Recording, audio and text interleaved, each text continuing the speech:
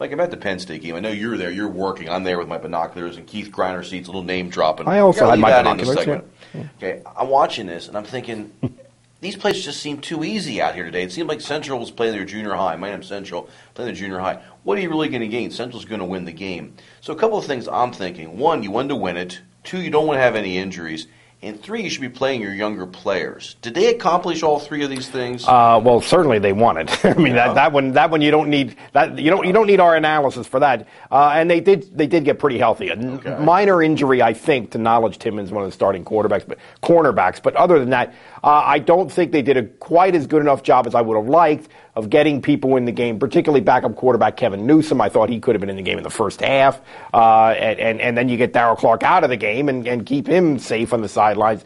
But I'm going to say a qualified yes. I thought they did get a lot of kids in the game and accomplished all three of those goals to some extent. Let's go back to the quarterback. I agree. I thought he should have been in sooner. He didn't come into the fourth quarter. I thought, like you said, maybe the first half. What were your impressions of Newsom? He got extended playing time. How did he do? Big, strong kid, very athletic. Will remind people a lot of Michael Robinson. He's very similar physically, athletically, strong, tough runner. Doesn't understand the passing game yet the way he needs to, but that's why he's in the game. That's why he's got to get in the game. Now, Penn State does a good job, according to everybody, of a better job than most football programs do of getting their second-string kids work in practice during the week. So he's getting more snaps than you would expect the second-string quarterback to get in practice. So that's something, and I thought he looked pretty well in possession of himself. Joe referred to him as a very emotional, excitable kid, so maybe they need to work on that a little bit.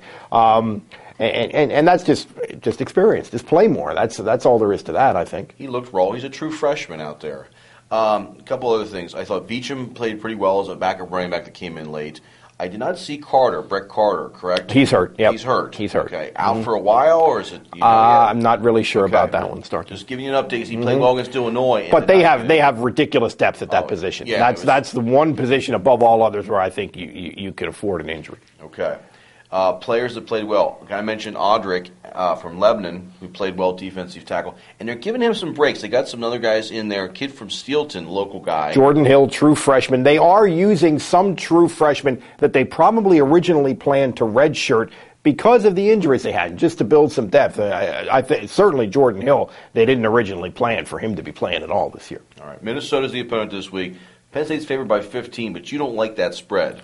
I think that's about twice what I thought it would be. If you compare these two teams' seasons side by side, I mean, Minnesota's had much tougher schedule, been in some real fights with Cal, with Wisconsin, Northwestern to an extent. Air Force is a tough team to play against. It tells me that Las Vegas maybe believes in Penn State a little more than the raw data would suggest they should. I think Penn State should win the game. I don't think it's going to be easy. I don't think it's going to be easy either. I think Minnesota's a very competitive team. The big advantage, I think, is you're going to have 110,000 fans up there. It's homecoming for State College, and it's going to be that's the biggest thing. I think is the fans will get Penn State over the edge. This will be a good growing game for the Lions. I think this will really help them. And it's getting serious now, so they got to start growing.